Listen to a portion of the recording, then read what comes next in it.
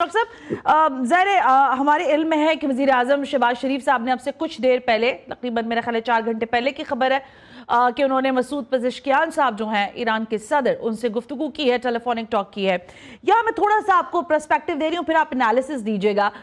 एक जानिब जंगबंदी की बात है, दूसरी जानिब डोनाल्ड ट्रंप के अपने तबसरे, तज्ज़िये, मज़हका खेज तबसरे भी उनके जारी हैं। खलीजी ममालिक के जो सरबराहान हैं उनके लिए भी जारी है। वो अभी मैं चलाना चाह रही थी, लेकिन मैंने कहा चलें, उसमें वक्त ही ज़ाया होना है, लोग देख ही रहे होंगे, सो आप ही से बात करते हैं। दूसरी जानिब जो पासदारान इनकलाब है, उन्होंने ये कहा, उन्होंने जो सबसे बड़ा हमला किया है इजराइल के अंदर भी, और जो उन्होंने ठिकानों पर, अमरीकी अड्डों पर हमले किए हैं, कुवैत के अंदर भी हमला हुआ है, फिर ज़रा दुबई में जो अमरीकी फौजी ठिकानों पर हमला हुआ है, इसके बाद सिचुएशन एक क्योस की है। यानी एक तरफ हम डायलॉग की बात कर रहे हैं, दूसरी तरफ ये हो रहा है। तीसरी खबर ये है कि खरक और अबू मूसा के करीब जो जजीरे हैं, उधर जमीनी फौज उतारने का काम शुरू हो गया है।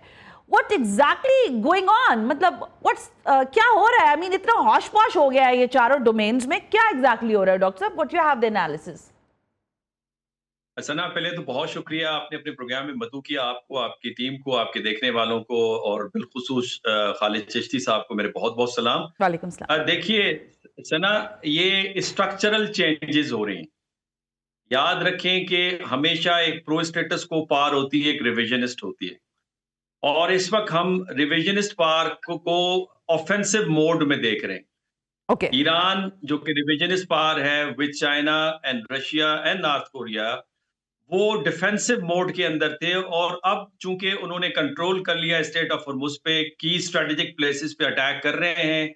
और जो कल इसमें आइलैंड के ऊपर हमला किया है, अमेरिकन छाता बरदार उतरे हैं, उसके बारे में रिपोर्ट्स ये हैं कि काफी कैजुअलिटीज अमेरिकन ने सस्टेन की हैं, जख्मी भी हुए हैं, पकड़े भी गए हैं।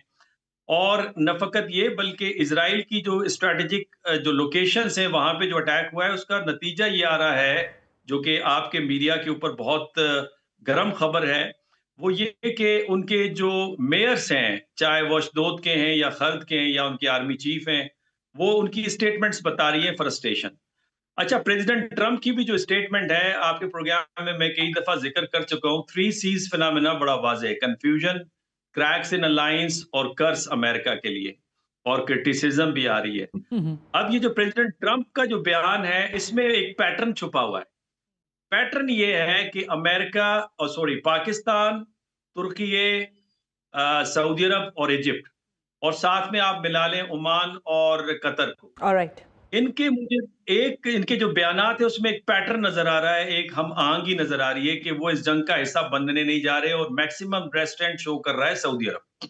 ठीक है। जबकि यूएई और बहरीन के जो बयानात हैं वो क्वाइट डिफरेंट हैं।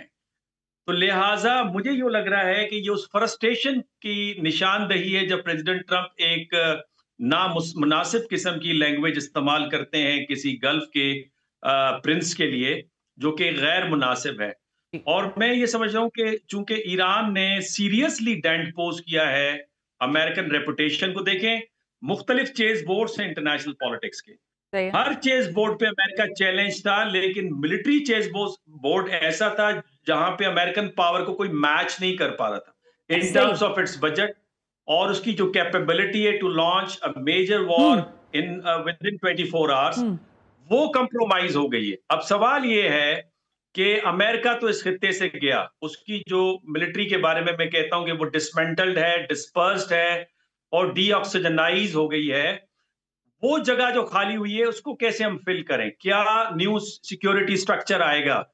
उसमें पाकिस्तान बहुत ज्यादा बेनिफिशियरी है, और यही वजह है कि 30th को मीटिंग होने जा रही है इस्लामाबाद में, तुर्की, सऊदी अरब, इजिप्ट और पाकिस्तान के फॉरेन मिनिस्टर्स की, जिसपे ब्रिगेडियर रिटायर्ड आसिफ हारून भी कहते हैं कि इसमें in the later stage Iran, Malaysia और इंडोनेशिया को भी शामिल करना होगा इसको। यस, क्या हम ये समझें कि जो डायलॉग की बात हो रही है उसके साथ साथ इन हमलों को रोकने की भी बात होनी चाहिए, क्योंकि ईरान ये कह रहा है हम इनिशिएट नहीं कर रहे। अगर इजराइल का या अमेरिका के लोग जब हमारे ठिकानों को निशाना बनाते हैं, हमारे इंफ्रास्ट्रक्चर को नुकसान पहुंचाते हैं, सो जाहिर हम उसकी रिटेलिएशन में जवाब देते हैं। सो आपको क्या लगता है कि इसको रुकवाना कितना जरूरी है इस वक्त, क्योंकि फिर डायलॉग कोई मेरा ख्याल है मीनिंगफुल नहीं रह जाते ना जब एक जानिब आप मुसलसल कार्रवाइयां किए जा रहे हैं ईरान के खिलाफ।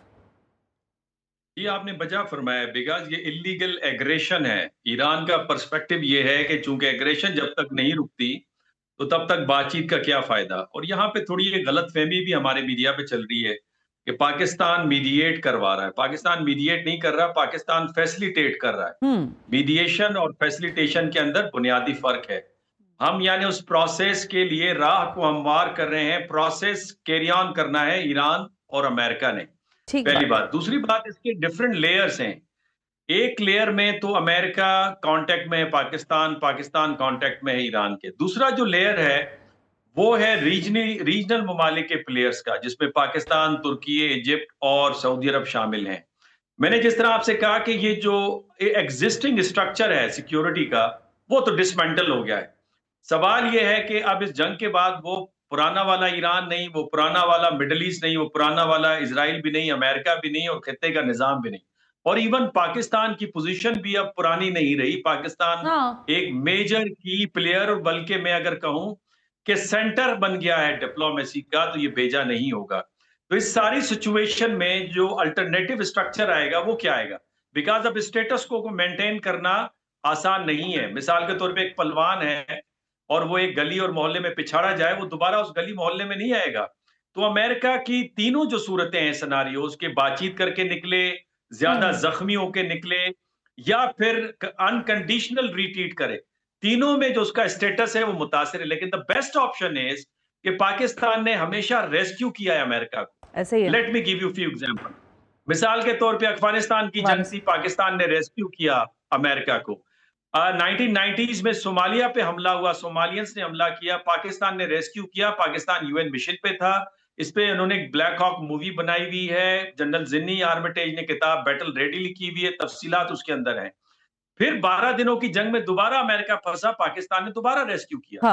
पाकिस्तान का जो स्टांस है वो बड़ा अच्छा है। नंबर 1 कि मुस्लिम दुनिया में गलतफहमी पैदा ना हो, बिकॉज इस वक्त इजराइल और इंडिया मिलके इस वक्त मुस्लिम दुनिया के ऊपर एक गलत खबरें और फाल्स फ्लैग ऑपरेशन करें ताकि इनमें इख्तलाफात हों।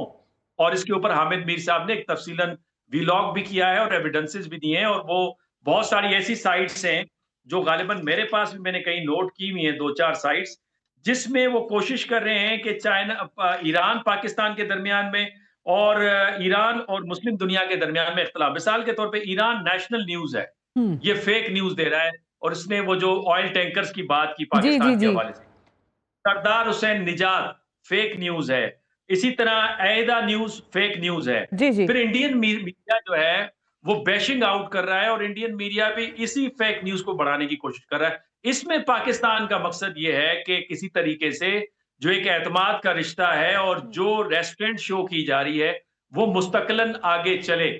और इसके अलावा मैं ये समझता हूं कि पाकिस्तान की जो कॉर्नर स्टोन है फॉरेन पॉलिसी का, जिसमें आपको मुस्लिम दुनिया के अंदर बेहतर ताल्लुकात और आपस की चपकलोशों में न्यूट्रल रहना है, ये उसका तसलसल भी है। और फिर जो 3 C's पॉलिसी है, कनेक्टिविटी, कोऑर्डिनेशन एंड कोऑपरेशन, ये उसकी एक्सटेंशन भी है कि coordination with the key players, cooperation with the strategic partners और कनेक्टिविटी इन द रीजन। और यही वजह है कि अब ईरान के रास्ते आप सेंट्रल एशिया भी पहुंच रहे हैं अपनी ट्रेड के जरिए। एब्सोल्युटली राइट डॉक्टर साहब, बिल्कुल। मैं क्योंकि वाइंड अप का कहा जा रहा है, मुझे 1-1.5 मिनट है मेरे पास, मैं चाहती हूं कि उस पर आप तबसरा फरमा दें।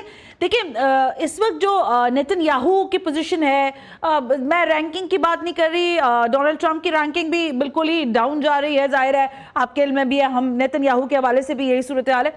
लेकिन अलार्मिंग सिचुएशन ये है कि इस सारे प्रोसेस के अंदर जब आप और हम ये बात कर रहे हैं कि जी डायलॉग हो रहा है, डोनाल्ड ट्रंप बयान दे रहे हैं, गलत दे रहे हैं, यू टर्न दे रहे हैं, ईरान ये कर रहा है, इस सब में इजरायली नेतन्याहू जो है वो कार्रवाइयों से बाज नहीं आ रहा है। और इस दौरान भी उन्होंने ये बात कही है नेतन्याहू ने कि हम मजीद हमलों के लिए तैयार हैं और हम चाहते हैं कि अमेरिका हमें इसी तरह फैसिलिटेट करता रहे।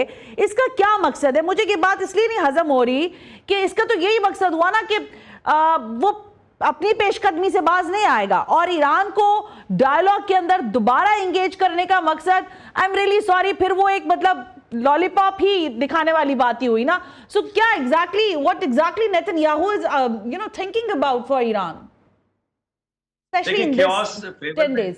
क्यास फेवर में है इजराइल के और इंडिया के, और वो फ्रस्ट्रेशन आपको बिल्कुल जाहिर है, लेकिन एक इसमें बुनियादी फर्क है। बुनियादी फर्क यह है कि अब इजराइल ऑफेंसिव से डिफेंसिव मोड में चला गया है। इस वक्त इजराइल के सर्वाइवल का मसला हो गया है।